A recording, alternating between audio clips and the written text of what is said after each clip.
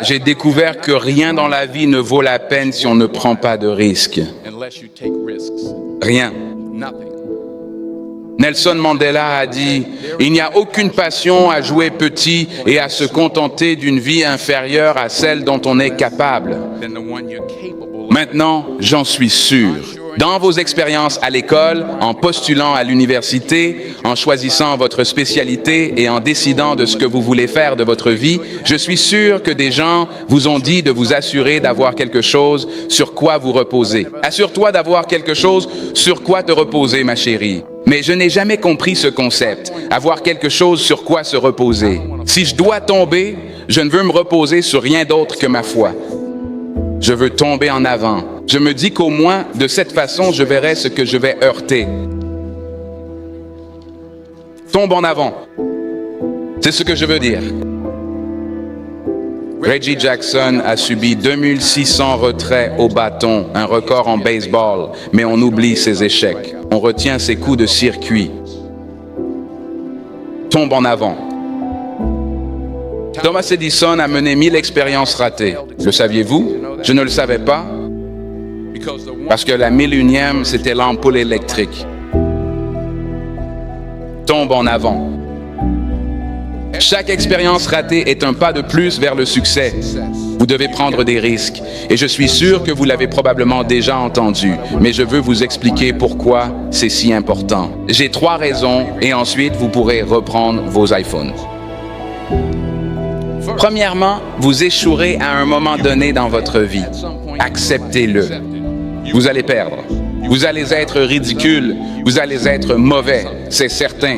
Et je sais que ce n'est pas le message habituel pour une remise de diplôme, mais écoutez, je vous le dis, acceptez-le, c'est inévitable. Et je devrais le savoir, dans le métier d'acteur, on échoue tout le temps. Au début de ma carrière, j'ai passé une audition pour un rôle dans une comédie musicale à Broadway.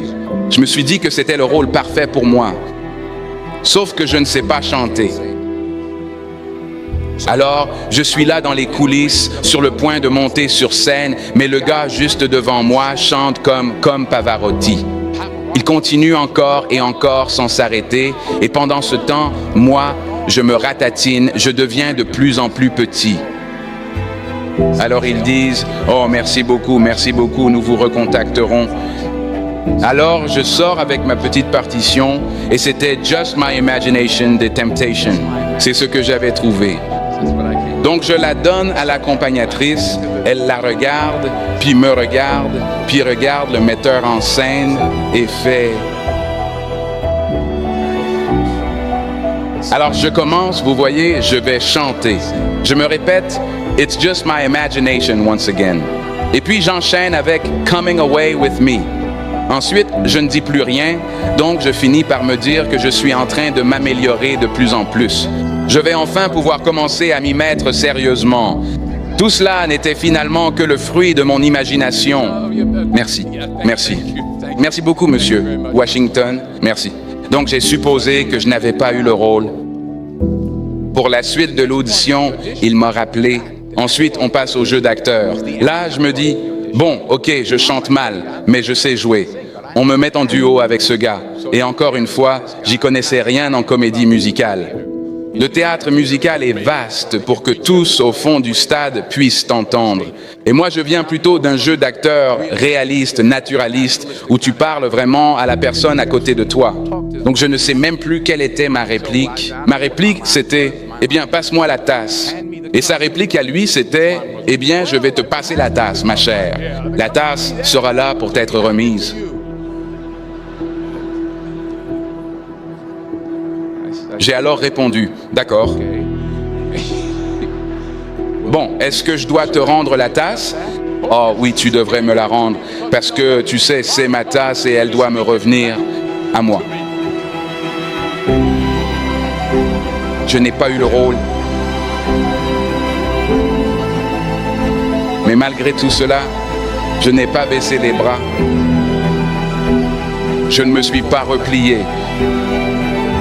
Je suis sorti pour me préparer à la prochaine audition, puis à la suivante et à celle d'après. J'ai prié. J'ai prié. Et j'ai prié. J'ai continué à échouer encore et encore. Peu importe, parce que tu sais quoi? Comme on dit, si tu traînes assez longtemps chez le barbier, tôt ou tard, tu te feras couper les cheveux. Alors tu finiras par avoir ta chance et moi, j'ai eu ma chance.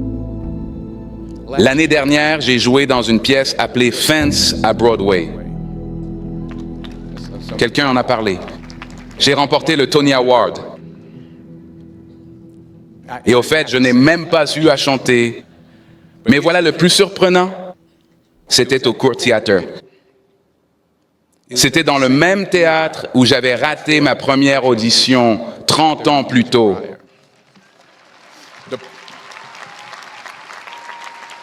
L'essentiel, et je vais accélérer, l'essentiel, c'est que chaque diplômé ici aujourd'hui a la formation et le talent pour réussir.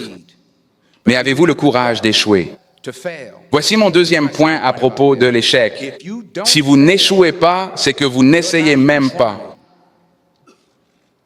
Je vais le répéter. Si vous n'échouez pas, c'est que vous n'essayez pas. Ma femme m'a dit une très belle expression. Pour obtenir ce que tu n'as jamais eu, tu dois faire ce que tu n'as jamais fait. Le conférencier motivateur Les Brown a fait une analogie. Imaginez-vous sur votre lit de mort, entouré des fantômes de votre potentiel non réalisé et des idées sur lesquelles vous n'avez jamais agi. Le fantôme des talents que vous n'avez pas utilisés. Et ils sont là, autour de votre lit, en colère, déçus et contrariés. Ils disent, nous venons à toi car tu aurais pu nous donner vie. Maintenant, nous devons aller au tombeau ensemble. Je vous le demande donc aujourd'hui, combien de fantômes seront autour de votre lit quand votre heure viendra? Vous avez beaucoup investi dans votre éducation. Le monde a vraiment besoin de vos talents plus que jamais. Je rentre d'Afrique il y a 2 jours. Excusez donc mon décalage horaire si je divague un peu. Revenu d'Afrique du Sud, pays magnifique, certains coins subissent une grande pauvreté, ayant besoin d'aide. Et l'Afrique n'est que la partie émergée de l'iceberg. Le Moyen-Orient a besoin de votre aide. Le Japon, l'Alabama, le Tennessee, tout comme la Louisiane, ont vraiment besoin de votre aide. Philadelphie a besoin de votre aide. Le monde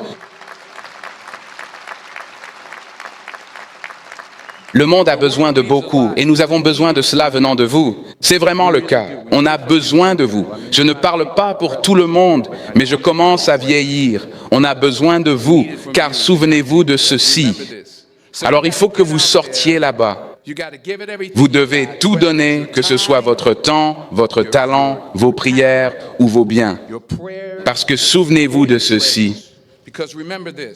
Vous ne verrez jamais un camion de déménagement derrière un corbillard.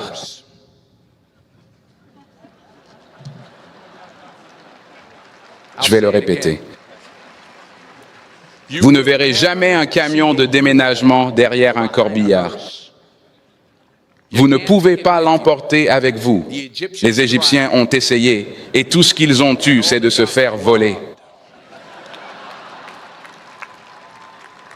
Alors la question est, qu'allez-vous faire avec ce que vous avez? Je ne parle pas de la quantité que vous avez. Certains sont en commerce, théologie, soins ou sociologie. D'autres ont argent ou patience. Certains d'entre vous ont de la gentillesse. Certains d'entre vous ont de l'amour. Certains d'entre vous ont le don de la persévérance. Quoi que ce soit, quel que soit votre don, qu'allez-vous faire avec ce que vous avez? Très bien. Maintenant, voici mon dernier point à propos de l'échec. Parfois, c'est la meilleure façon de découvrir où vous allez. La vie n'est jamais une ligne droite. J'ai débuté à l'université Fordham en pré-médecine. J'ai suivi un cours universitaire intitulé Morphogenèse cardiaque. Je ne pouvais pas vraiment le lire, je ne pouvais pas le prononcer et je n'ai certainement pas pu le valider. Je me suis tourné vers le droit, puis le journalisme, et sans objectif précis, mes notes ont dégringolé. Oui, vers le bas. J'avais une moyenne de 1,8 un semestre, et l'université m'a très poliment suggéré qu'il vaudrait peut-être mieux prendre un peu de temps. J'avais 20 ans, j'étais au plus bas. Et puis un jour, je me souviens exactement du jour. Le 27 mars 1975, j'aidais ma mère dans son salon de beauté à Mont-Vernon. Il y avait cette femme âgée, considérée comme une doyenne de la ville. Je ne la connaissais pas bien, mais je me voyais dans le miroir. Et chaque fois que je regardais dans le miroir, je la voyais derrière moi et elle me fixait. Elle n'arrêtait pas de me regarder. À chaque regard, elle me dévisageait. Elle a fini par retirer son casque séchoir pour me dire l'inoubliable. Elle a d'abord lancé « Vite, un bout de papier !» Elle a dit « Jeune homme, j'ai une prophétie tout à fait spirituelle. » Elle a dit « Tu vas voyager à travers le monde et parler à des millions de personnes. » À 20 ans, viré de l'école, je me disais en faisant le malin, peut-être que sa boule de cristal lui dit que je serai repris à la rentrée prochaine. Elle avait peut-être raison.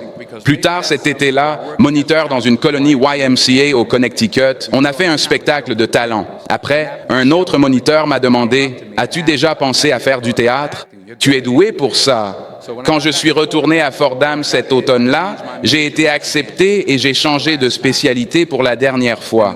Depuis, comme elle l'avait prédit, j'ai parcouru le monde et parlé à des millions de personnes via mes films.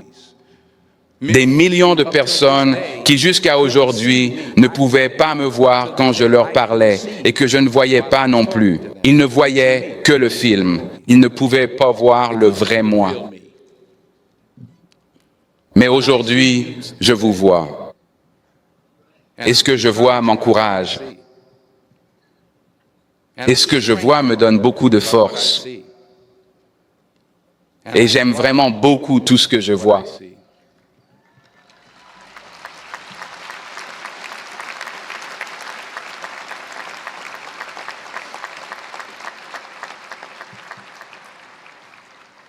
Encore une page et je me tais. Laissez-moi conclure sur ce point, la présidente l'a d'ailleurs évoqué. Cela concerne le film Philadelphia. Elle m'a volé mon sujet. Jadis, j'ai tourné Philadelphia. Certaines scènes furent filmées ici, sur le campus, sorties en 1993. La plupart d'entre vous étiez probablement encore en couche, certains professeurs aussi. Mais ça m'a vraiment beaucoup fait rire. Mais c'était un bon film. Louez-le sur Netflix. C'est un bon film. Louez-le. Je touche 23 centimes par location. Les parents là-haut, louez-le. Netflix, s'il vous plaît.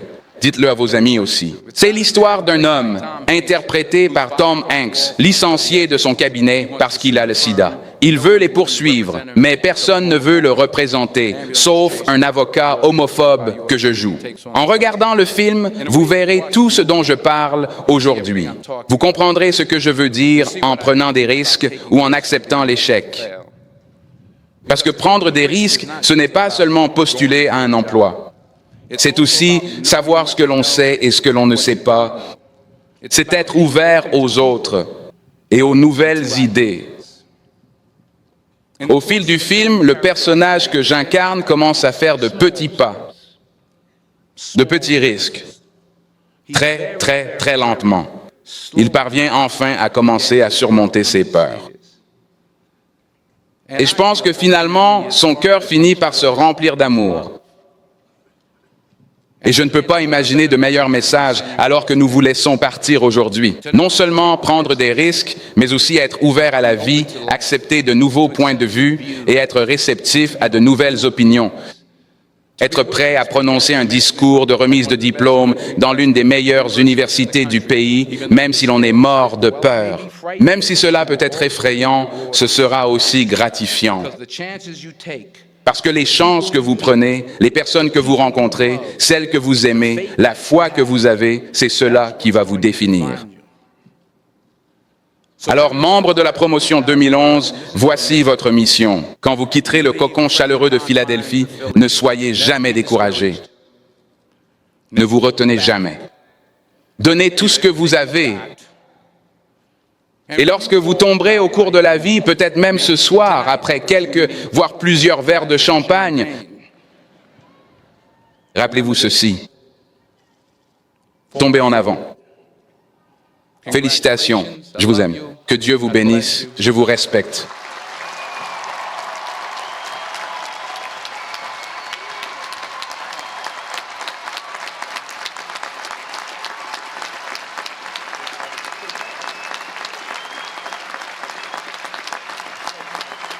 Merci.